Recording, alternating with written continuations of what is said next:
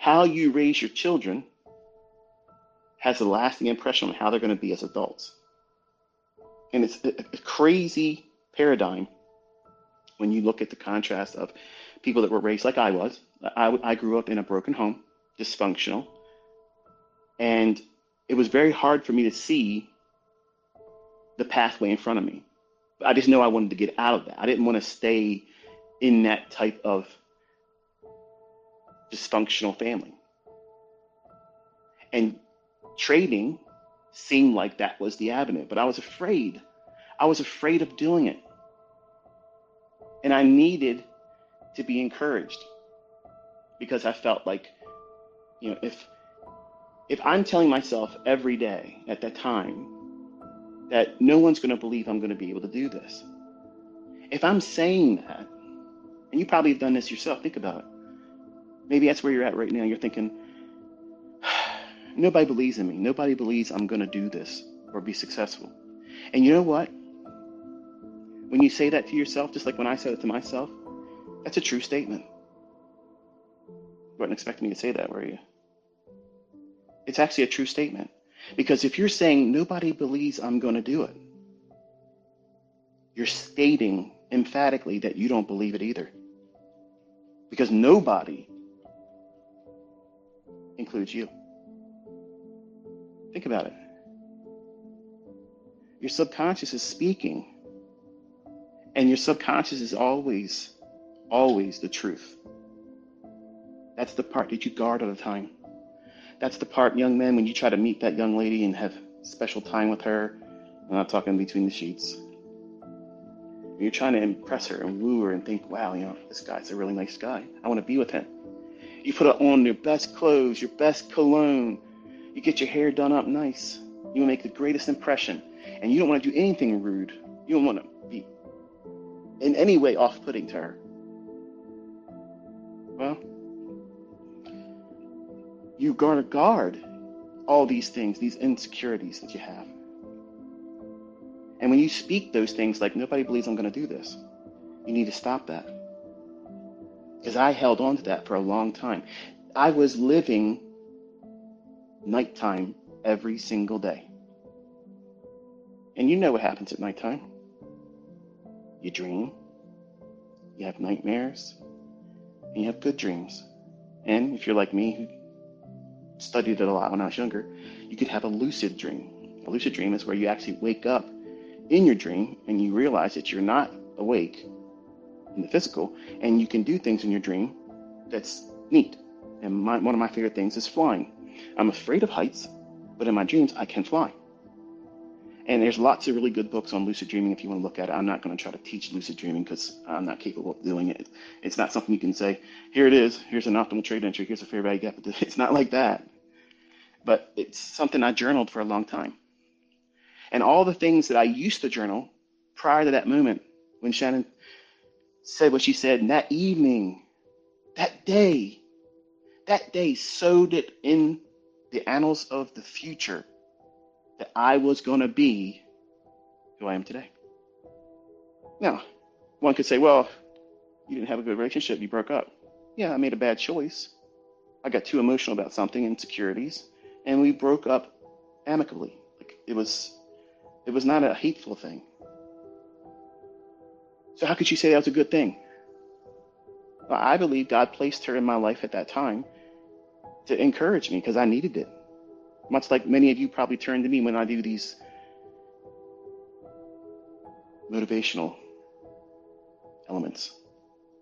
Where I try to ground you, shake you by your lapels and remind you that this is normal stuff, folks.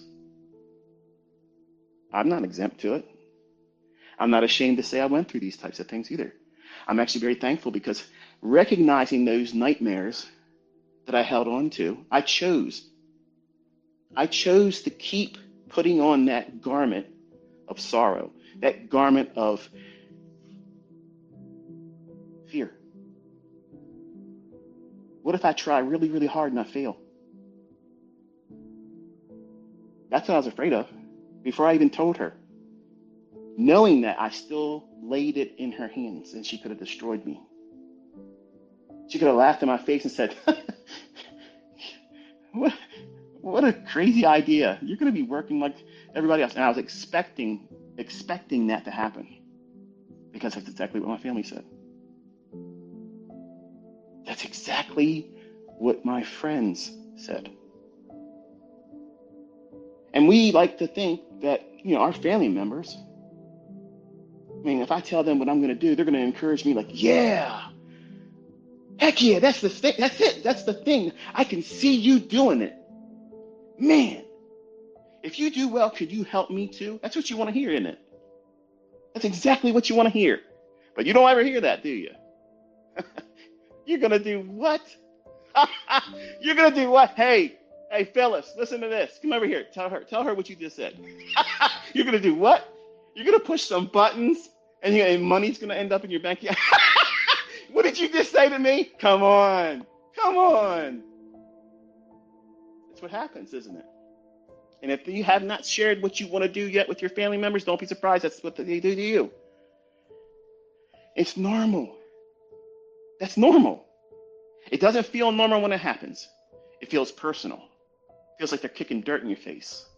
That's exactly what it felt like for me. At a time when I was already beaten up, tore up from the floor up, no direction in life. Feel like I wasted all that time academically and couldn't even land an interview. Resumes going out every single day, not one phone call ever. Now you can say, well, you're a failure. That's a testimony right there. That's a failure right there. You know what I see? I see a door being kept closed because I was never meant to go through it. Hello. That'll preach right there. What I spent so much time from 6th grade on dreaming of getting a good job, getting my name on a little plate on my desk, maybe having some people underneath me I'm in charge of.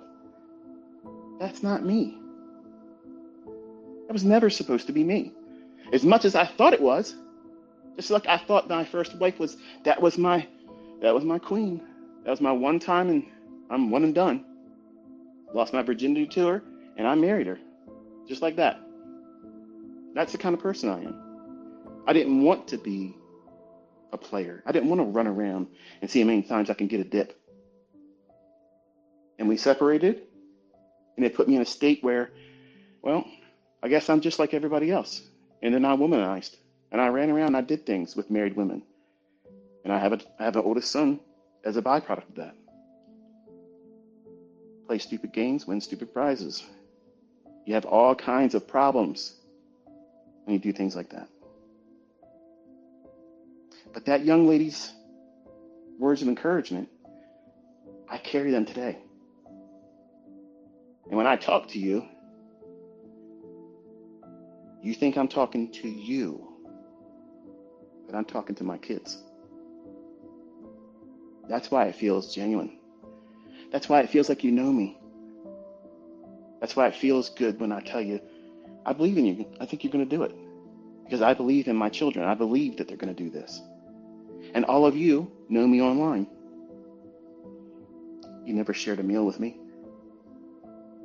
You never met me at a pub, at a cafe, in passing. But you feel like you know me. You feel like we've been friends for a long, long time. Because when I talk to you sincerely. It's not scripted. I don't even know what I'm going to say next. It just comes out. I let it all flow out evenly.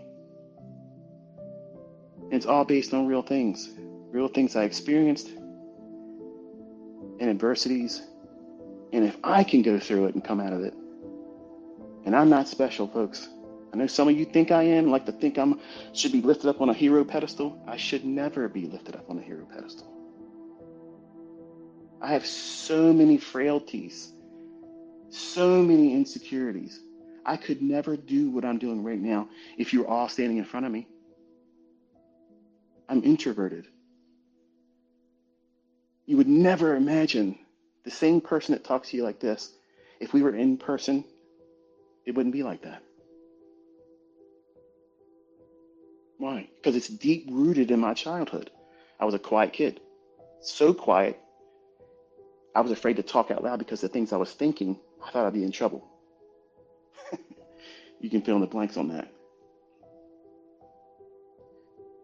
So, where am I going with this? Well, how's this applicable to you? Well, when I was young, I had a lot of anxiety, debilitating anxiety, fear of performance in life, getting a job. What if I don't make as much money as I want to? What if I don't get the job I want? What if I don't go where I want to go and work for the company I want to work for? And I would wake up with night terrors. You ever had one of them before? You just wake up and you're gasping for air. Now, I was fit as a fiddle back then, so I had no apnea. I had nothing that would be classified as, oh, this sounds like sleep apnea. No, I didn't have any of that. I had crippling anxiety because my mind is supercharged. If you give me an idea and ask me to make this happen, or I have an idea that comes to me now, I can run with that and turn it into a success story. Back then, everything was a nightmare unfolding. Everything was an impossibility. And I made sure of it because I constantly dwelled on, this is probably going to end poorly. I shouldn't even bother doing this. Many times I would have ideas I would write down in my journal. This is what I think I should be trying to do today. And then what would I do? Run the other direction all day long. Never work towards it. Never try to do anything working towards that idea becoming fruitful or coming to pass. That's not procrastination. That's running away from it. There's a difference. See, procrastination is like when I tell you to backtest. When I tell you, you're not going to learn the things I'm teaching you unless you literally go into your charts and backtest them. It doesn't mean go look at what has happened today and say, yeah, well, that was it. No. You got to dig through weeks and months of old news. So if you sit around and procrastinate like that, you're never going to get good at this. What I was doing as a young man was literally running from it. I wasn't just stationary saying, yeah, I'll get around to it eventually. No, I was terrified because I couldn't handle another failure. I couldn't accept another defeat. I was at my lowest point, and I guarded that very next thing all the time, expecting to walk through a door and see something like a murder scene. Oh, I knew it was going to happen eventually. That was my mentality then. Diametrically opposed to what it is today. Instead of thinking back then, everything's going to be the worst case scenario. Everything is always bad luck. And that's why I don't believe in luck. That's why I always snub my nose at luck. Okay, because in trading, there is no luck. It's just decisions, and that decision was correct or is incorrect. It doesn't mean that your model is broken or doesn't work if it is incorrectly done. This means that you as the operator, you made an error. Correct it. Don't do it again. Don't repeat it. It's a binary response. If this happens, then it's this. And every time I make a losing decision, it's mine. I own it. Now back then, if something bad happened to me, well, this is the person that probably caused this to happen to me. See, when you live a self-defeating lifestyle and you live in fear and toxic what-if thinking, what if I don't succeed? What if I try really, really hard? What if I try so hard and I pour so much time and effort into this? Maybe even some money even then. What happens if I fail?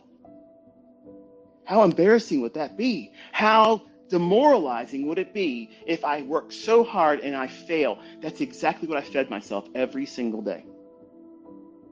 Is it no surprise why I didn't have any ambition to pursue any of the ideas that would come to me? Of course not. It would come to nobody's surprise. But see, that's the benefit of hindsight, looking back at it now. But when you're in the thick of it, when you're living it, you can't see it any other way. And you might be there right now. You might have tried trading, and if you're really, really honest, and I'm asking you to be honest, not with me, you don't need to share it publicly as a response to me, but be honest with yourself. Did you rush it? Did you put a little bit too much on your plate? More than you can handle by trading with real money before you should have? Did you try to pass combines before you even knew who you were? The things that make you tick, the things that hold you back, but you don't think it's that. Did you rush it? Did you jump in and plunge before you really knew what you were doing? Because I think if you were honest, you would admit that that's exactly what you did. You see, there's lots of people out there that are making money. Believe me, they have no problem showing it to you. There's nothing wrong with that. In many ways, they're doing what I did as a 20-year-old. You had to broadcast it. Because I couldn't believe it either. I couldn't believe it. I had to show everybody. Not just because I wanted to twist that knife and rub salt in the wound for everybody that said I would never be able to do it. But I physically could not believe it. Remember, I'm an avid lucid dreamer. I didn't know half the time if I was conscious or if I was in a lucid dream doing what I thought I should be doing. Sounds crazy, doesn't it? Sounds like wild. But that's a dreamscape. I moved from nightmare to dreamscape. I was living my dreams. I was not enduring my nightmares. And I didn't recognize that right away. Because I was doing things after the words of a young lady that I was falling head over heels in love with. And her family literally just gave me the invitation to, hey, listen, don't even bother asking me, son. Give her the ring and welcome to the family. That's how I interpreted that. And true to form, once I started making success, and I shared with her, look, this is what I did. I made $11,000 today. Wow. Now today, today's terms of trading, $11,000 is nothing, right? I mean, nobody cares about $11,000. What are you going to do with $11,000? You can't even buy a small economy car anymore. But back in 1993, walking out of the movie theater, holding her hand, we just walked out and saw the movie The Crow, Brandon Lee. Dark movie. I liked it. It was awesome. She didn't care for the movie too much. And I said, this is the greatest day of my life right now. Up to this moment, this is the greatest day. I just got to share time with you. Watched Brandon Lee just go crazy in a movie he died in. It was epic. It was awesome. The soundtrack was awesome. And I made $11,000. And she was like, what? No way. Are you crazy that you made that just today? I was like, well, it took 3 days to get to it, but I did. Yeah, here it is. I told you. Now, here it is, gentlemen. This is exactly what we're listening for. When you're talking to your ladies, when you're talking to your girlfriends, your wife, your spouse, your significant other, ladies, listen, because this is what we're listening for. This is how you wrap us around your finger. You want a man to stick with you and not run around on you? You want a man that's going to say, you know what, I don't need to get a dip anywhere else. I got everything I need right here. Because listen, ladies, you might think you got something special between your legs.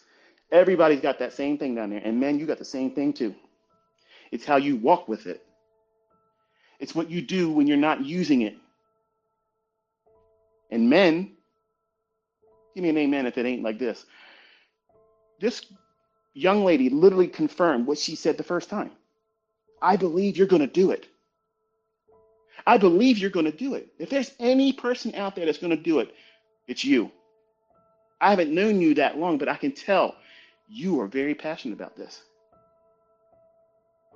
She knew I was studying all the time. All the time. What is that? What's that radio you're holding? I said, it's not a radio, it's a Kotrek. It tells me what the price of soybeans and corn and live cattle, high grade copper, all that stuff. It tells me what the prices are right now. And she's like, you know what that means? It's like, well, I'm learning. Yep, that same guy you hear now talks like he knows everything, right? I was vulnerable in her hands, and in her presence, I was vulnerable. And she said, I told you you would be able to do this. Man, I don't care. I could have made $1 million on that trade. Those words meant way more.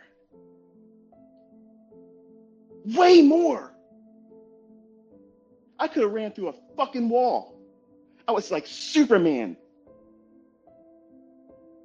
Ladies, you give your man that, he ain't going nowhere. He ain't going nowhere.